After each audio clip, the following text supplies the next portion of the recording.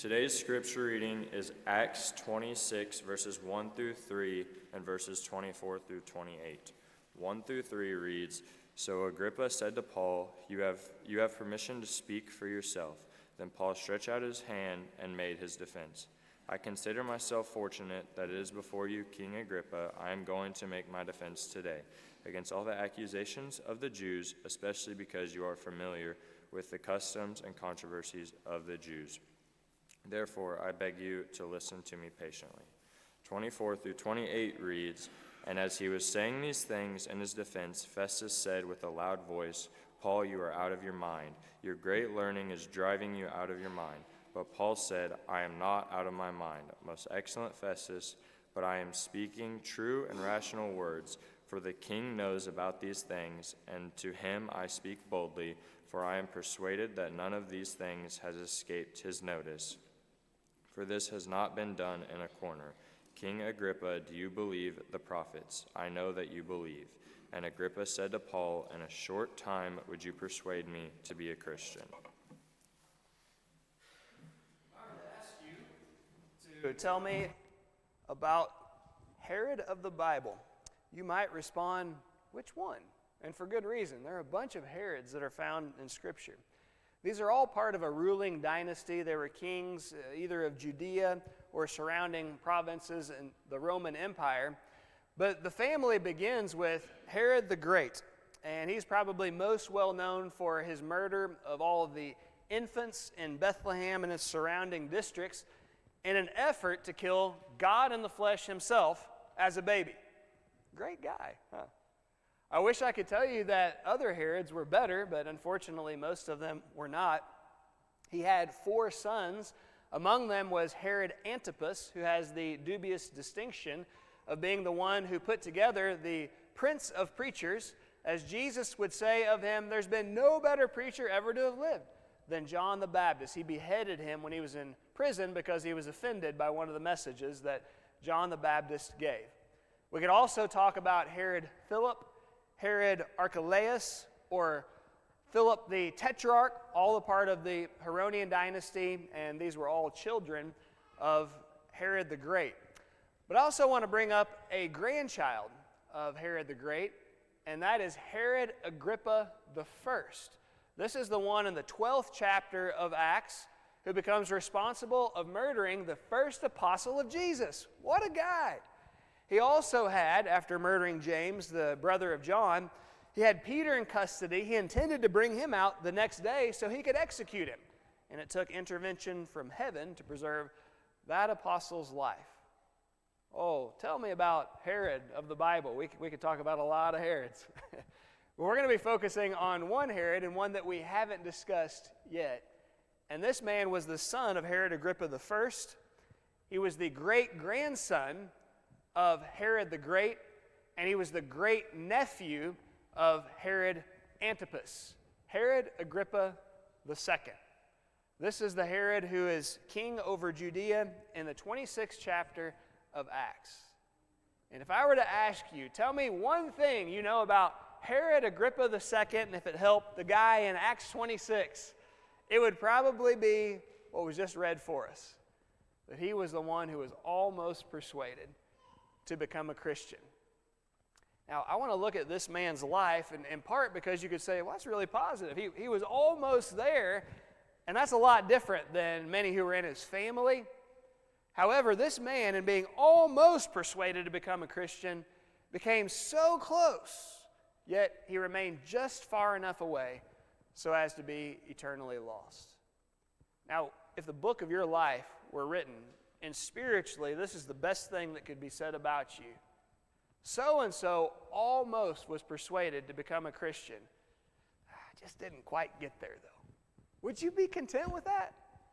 Would you want to be so close at one point to being saved, yet stay far enough away that you're forever separated from your God? I know everyone in this room well enough. I don't know everybody great, but I know everybody well enough to be able to confidently say no one's satisfied with being almost a Christian. That doesn't get us anywhere. They say that being close only counts in horseshoes and hand grenades, something like that.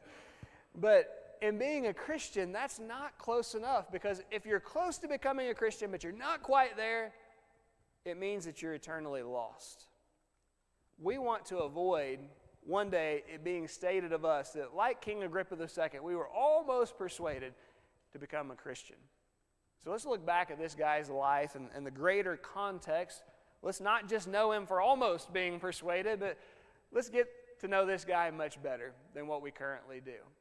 Let's avoid the mistake that he made in his life. First, I want to point out that for someone who's almost persuaded, that doesn't mean they're a bad person. And in fact, it might mean that they're a halfway decent human being. I don't know all the details of King Agrippa II's life. I have a suspicion that he wasn't as bad as Herod the Great, Herod Antipas, Archelaus, Philip the Tetrarch, Herod Philip, or even his dad, King Agrippa I. I think he was probably better than all those. In fact, when we read about this man, we find concerning him that he was willing to open his mind, his heart, and he would listen to what God wanted for his life. And that's a positive thing that you could state concerning him. We'll spend most of our time in the 26th chapter of Acts, but I actually would like to begin in chapter 25. When in verse 22, then Agrippa, who remember is the king of Judea over the Jews, he says to Festus, who is a Roman governor, and parallels to him would be like Felix in chapter 24. We know much better Pontius Pilate. So same idea right here. The governor of Judea at this time, the king of Judea, who is lower than the Roman governor, Festus. The king, Agrippa, the Jew, says to Festus, the Roman Gentile, I also would like to hear the man myself. He's talking here about the Apostle Paul. Tomorrow, he said, you shall hear him. So this opportunity is going to be provided to hear a great spokesman of the Word of God. But you look back in the history of this family, and they got to hear arguably the greatest of all preachers ever to have lived. Represented within this family, you have the great prince of preachers. Jesus would say there's been no better spokesman for the Lord than this man, John the Baptist. We know at least Herod Antipas got to hear him, probably some others as well. Of course, John the Baptist was a contemporary of Jesus. We know that with Herod Antipas, Jesus was brought before him, in addition to before Pilate, in addition to before the high priest.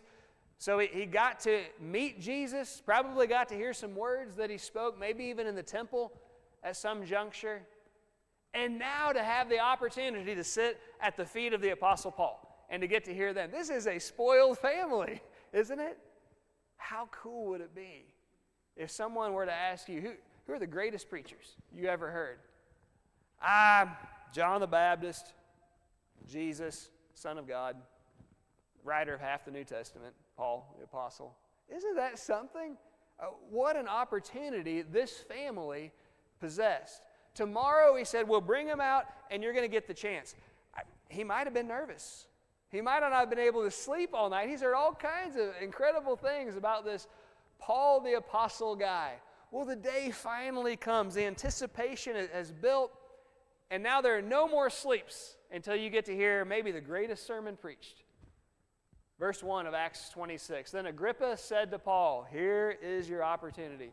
Finally, you are permitted to speak for yourself.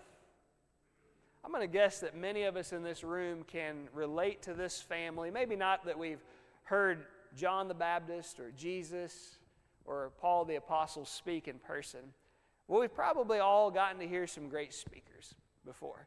Maybe you've been to a big event like Polishing the Pulpit that takes place out in eastern Tennessee, and now there's a Branson segment of that also.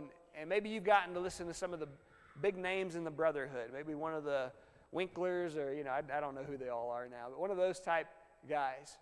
Maybe from yesteryears, those who have a little more age on us, maybe we could say, hey, back in the day, I heard Gus Nichols, Guy N. Woods, Foy E. Wallace, G.K. Wallace.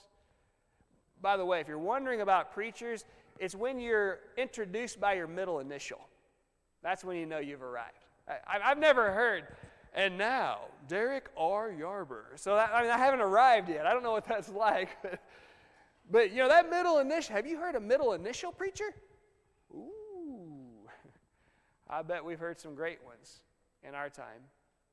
And if you get at the feet of one of those guys, you're all ears. There's not a single word that fails to go inside and connect with your brain.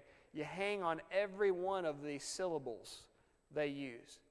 All the words, even the unnecessary prepositions. Oh, that's the best usage of that unnecessary preposition I've ever heard, we would say. Heard some great speakers. We're willing to listen, aren't we? I think in ways already we can probably identify with this guy. Listen, King Agrippa II, he's no pushover when it comes to religious matters. He listens and he's sharp. He understands what it is that God is communicating. Let's continue on in chapter 26 in the first verse. So Paul, after being invited, he stretches out his hand and he answers for himself. He says, I think myself happy, King Agrippa, because today I shall answer for myself before you concerning all of the things of which I am accused by the Jews, especially because you are expert in all customs and questions which have to do with the Jews. Therefore, I beg you to hear me patiently. He says, King Agrippa, I know you and your religious background. You know what we would call today the Bible like the back of your hand. Now, in fairness, the New Testament hasn't been written up to this point. So when he's talking about Scripture, he's referring to about the first 2/3 of it. He's talking about the Old Testament. And he says, I know you have studied that front to back, back to front. And part of this has to do with his upbringing. He's royalty. And, not everyone has great educational opportunities in first century Rome.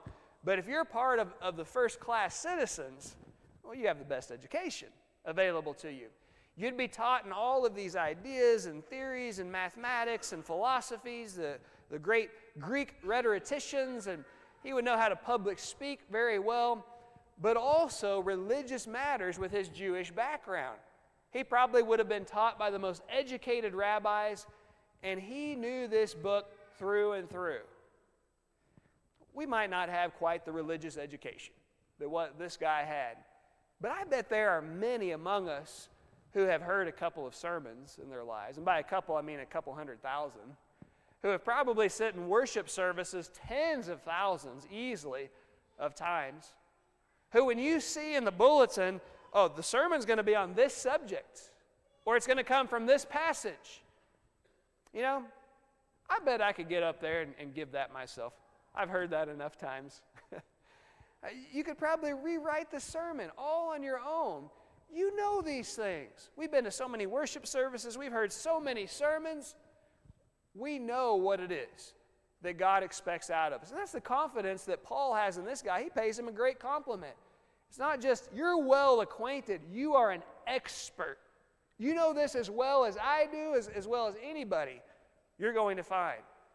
And he's not the only one who feels that way.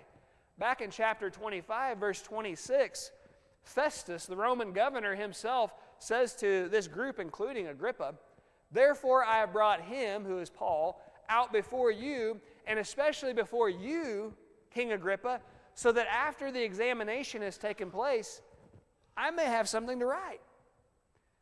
If you're in charge of government and you're underneath somebody like the emperor, as Festus is right here, when you deal with prisoners, you have the blessing of being able to pronounce a judgment of innocence or guilt and what that's going to be. But you have to write a detailed report of everything that you do, and then you have to be able to send it up above. You know what the worst part about writing a report is? In school, anyway. But what's the worst part to you? I think I may have heard that. It's just the beginning of it. It's like, where do you even start? When you have a big subject, or writing on a person, or your persuasive essay, on whatever. How do you begin? Well, that's where Festus finds himself in this report he has to write. I don't even know where to start. And the reason in part is he doesn't know anything about Jewish law. But he has to give a detailed account of everything that he's decided about this man from the accusation of the Jews according to Jewish law. So he says, look, I've invited all you guys as Jewish company, especially you, King Agrippa. Nobody knows Jewish law like you do. That's a great compliment, isn't it? Not only coming from the Christians, but also from the pagans. This guy understands what the Lord expects. Well, returning to chapter 26, Paul has begun in verse 24 making his defense before these two political leaders. And as he thus made his defense, Festus said with a loud voice, "Paul, you are beside yourself. Much learning is driving you mad." He tells him, "Dude, you've been in school so long, the books have made you crazy." You relate to that? After a while. You ever met someone who is so intelligent and so book-learned that after you have a conversation with them, you walk away saying, that dude or that gal is nuts? Just because it's like they have so much information that's filled in their heads, they have difficulty like piecing everything together like they would like to. Have you met somebody like that? Last spring, I went to Lowe's. I had a few things I had to pick up, and I was in my Mustang. For those who don't know, my electric Mustang. It's not really a Mustang, I understand. It's terrific marketing that Ford did, okay? But it's called a Mustang, a Mach-E Mustang. Well, I got out, I opened the door. It may have even been before I could step out. I hear, "Hey, that one of them new Mustangs?" The guy over here by the Honda Accord, highly gas-powered, Honda Accord. "Yeah, I said, that's my Mustang." I said, "It's a 2021, it's not brand new." But I said, "It's all electric." "All electric?" "Yes, sir, it is." He said, "Well, what do you think about that electric car?" Well, I said, "I like it so far. It's my favorite vehicle I've had." "Oh." He said, "What are you going to do when it catches on fire?" "Excuse me?" "What are you going to do when it catches on fire?" He said, "Have you seen, they're burned up, electric vehicles all up and down the highway out in California. What are you going to do when it catches on fire?" "Run away from it?" I guess probably the same thing I do with a gas vehicle if it caught on fire. Oh, well, it came up in conversation that I was a minister at a church, Conway. He said, "Oh, really?" He said, "Well, what do your church people think about your car?" I said, "Well, it seemed to like it, what people have told me, I guess." "Oh, all right." Well, we moved on from that point. I could tell it wasn't going to be a quick trip to Lowe's. We're standing out in the parking lot 10, 15 minutes later, still talking. And so then we start talking about religion. And this guy out in the parking lot of Lowe's, he lets me know that he used to be a fundamental Christian, but he said he moved out west for quite a few years, and he moved back, and he said that he's not a believer in Jesus anymore. Still very religious. But he said, "No, I came to find out that there are all these Jesus-like stories in all the religions, and yeah, I'm not real convinced of that, and all these books that people have written. But he said, when I was out west, I found God." "Really? Well, how'd you find God?" He said, "Well, I was standing barefoot in my garden working out it, and I experienced the Creator." Huh. And he let me know that's the best way he's found to connect with the Creator, as he calls him, to be barefoot in his garden. It's a very interesting gentleman, let me tell you. We had all kinds of conversations, mostly religious, from that point forward. But in conversation, the guy brought up to me that he has a master's degree in something, and then he has a theology degree, and it doesn't surprise me at all. You could tell the guy was very intelligent. He had a lot of book learning. But let me tell you, I walked away from that conversation thinking, that guy's nuts. We had a great chat in the parking lot, probably 20 to 30 minutes out there, a lot longer Lowe's trip than what I intended.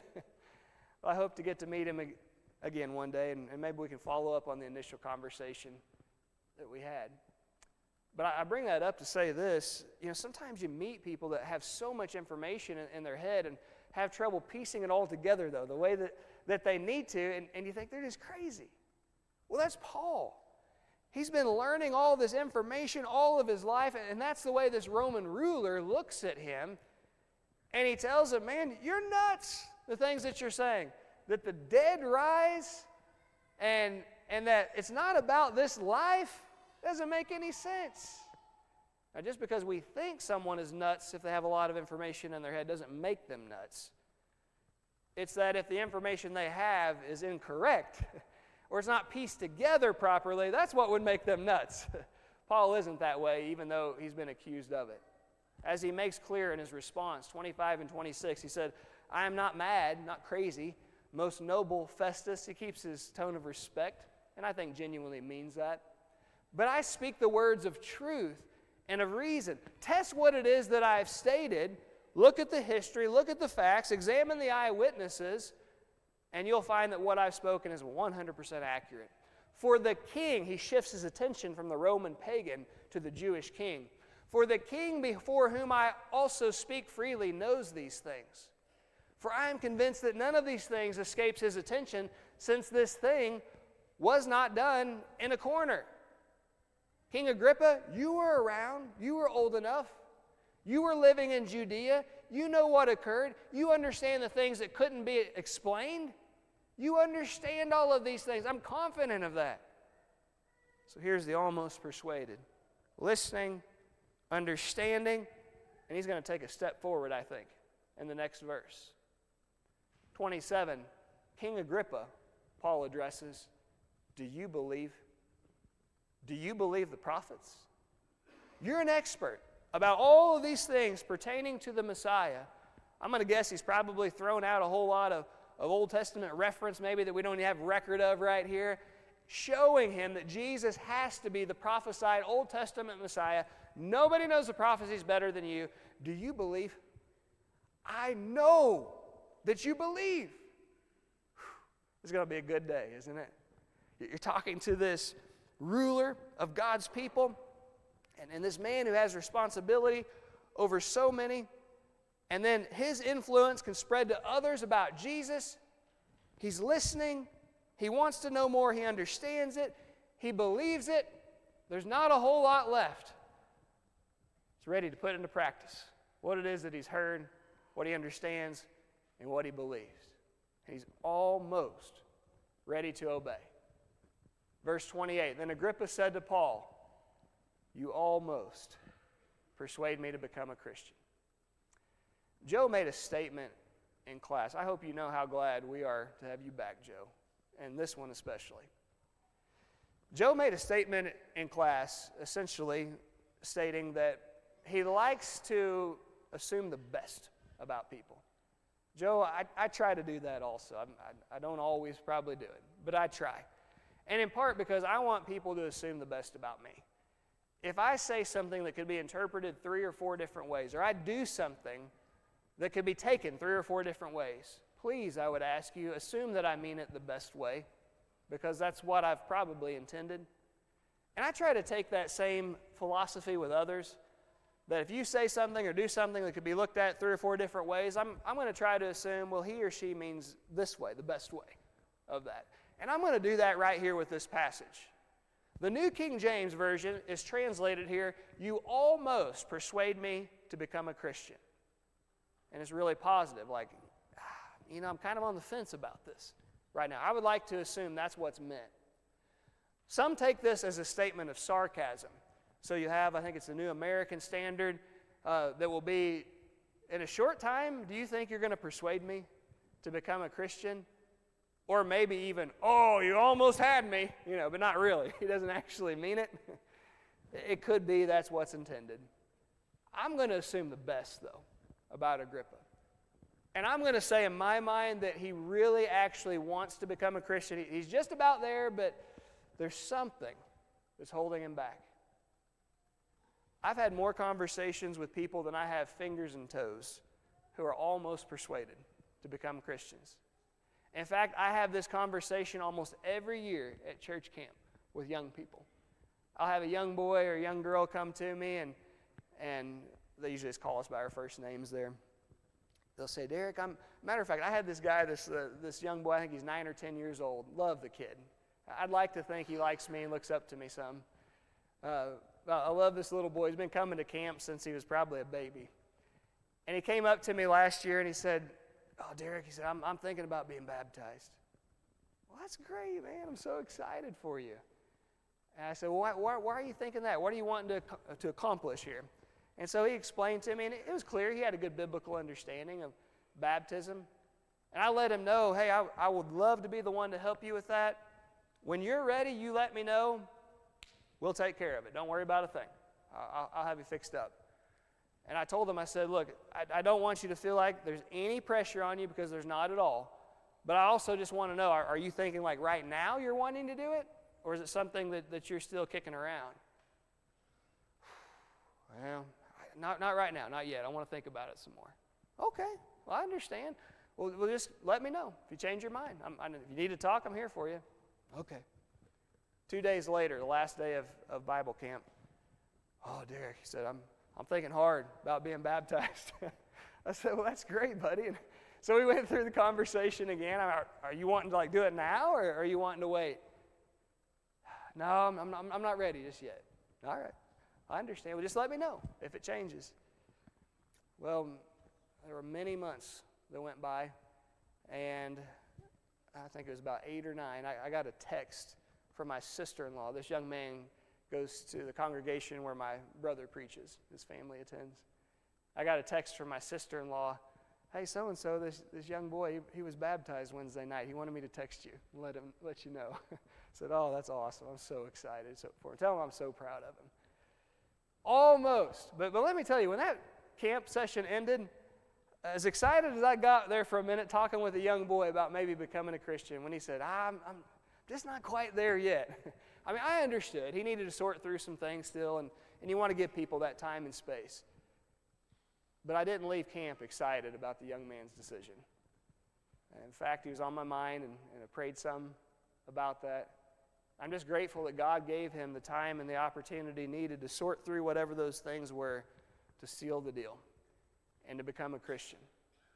As great as it is to almost be persuaded, not to be fully persuaded is still being far enough away that you stay in your lost state, and being almost persuaded doesn't do you a bit of good.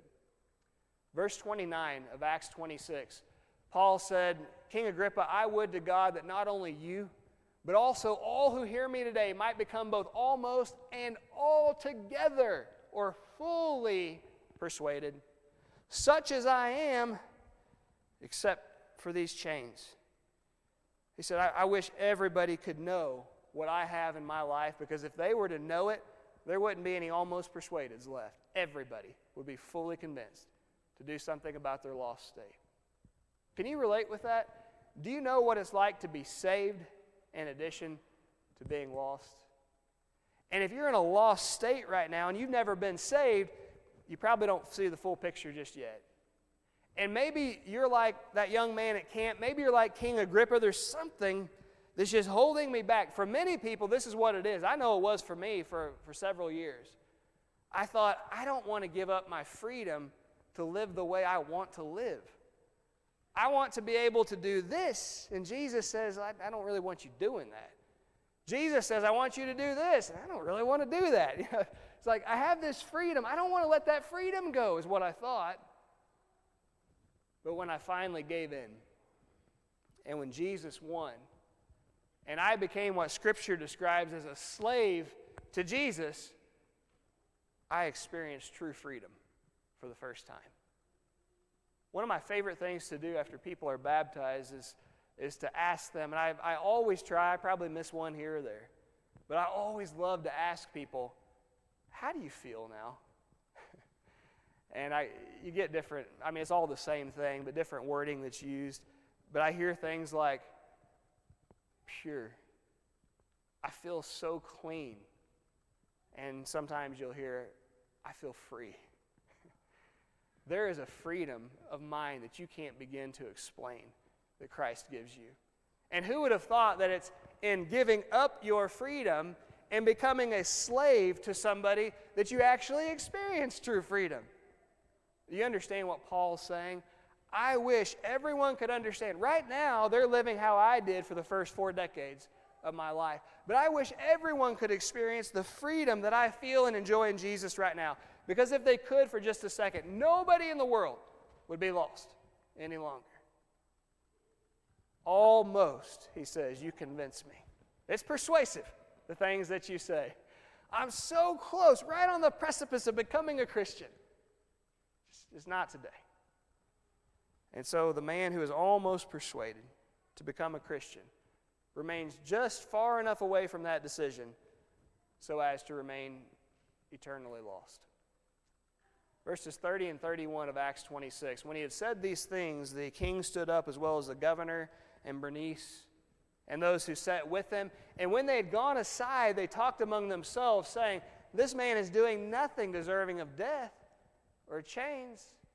And instead of reflecting on their own spiritual state, they're just disappointed for this poor guy in the physical state that they find him. That poor fella.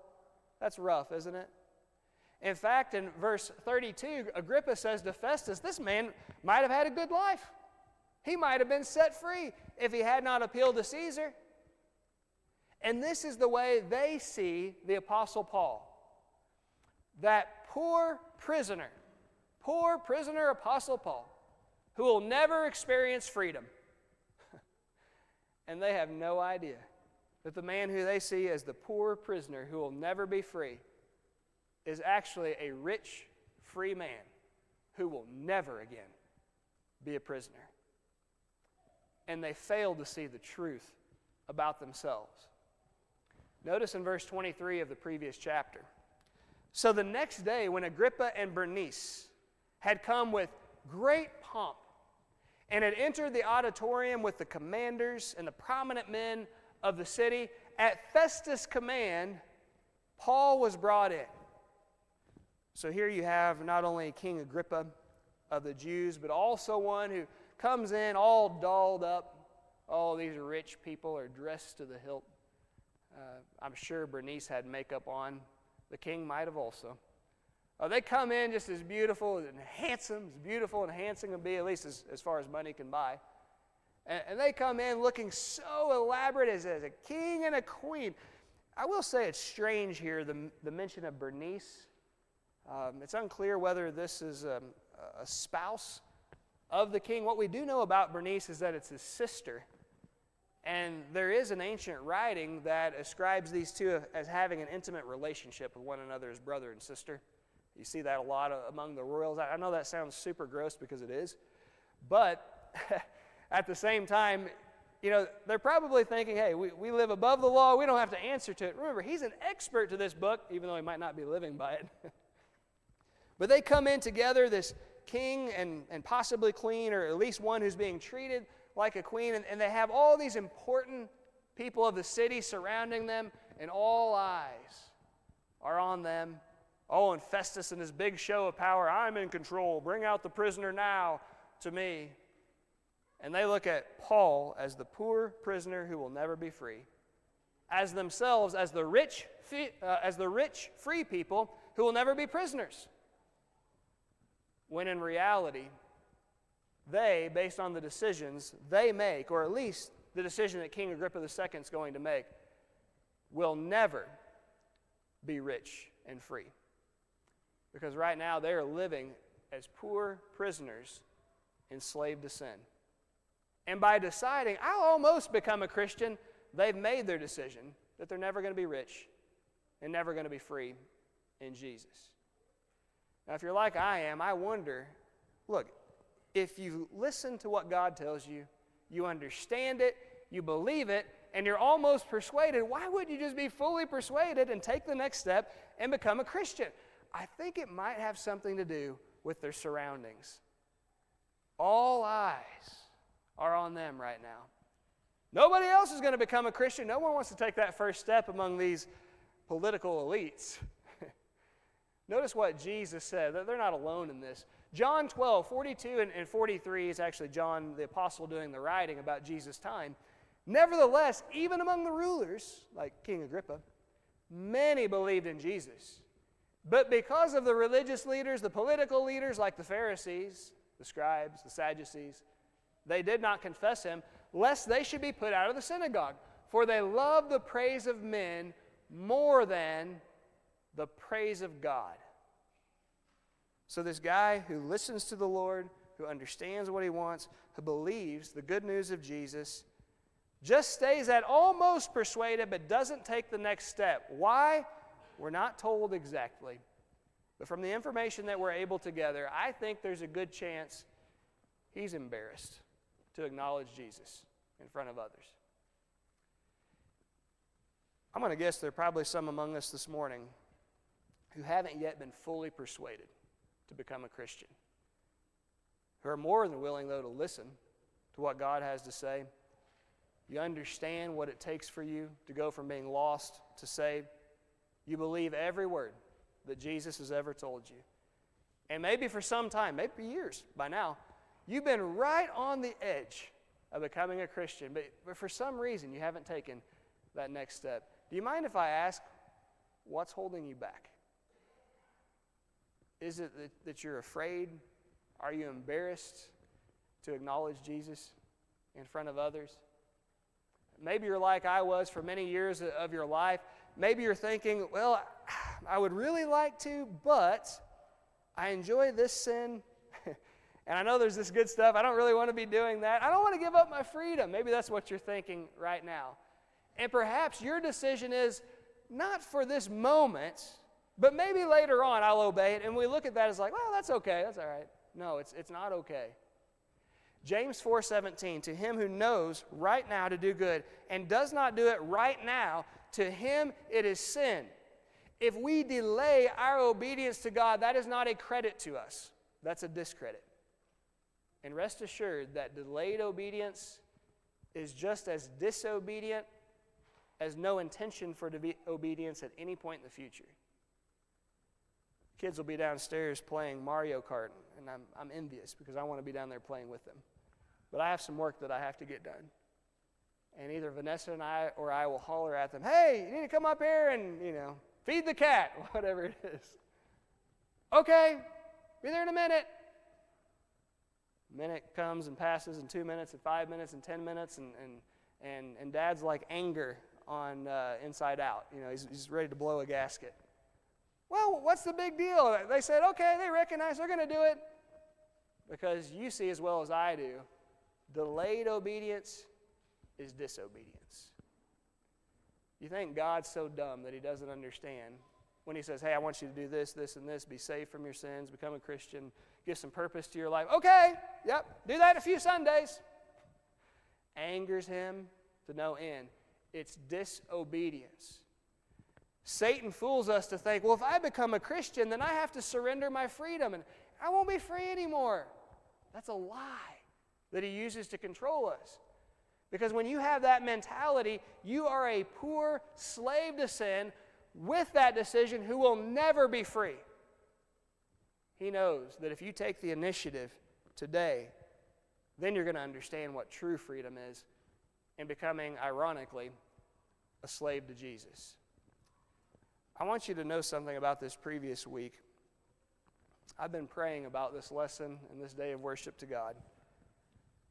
Paul says about Agrippa's decision, I would to God, the idea there is I pray to God, that not only you, but also all who hear me today might become both almost and altogether or fully persuaded to be as I am.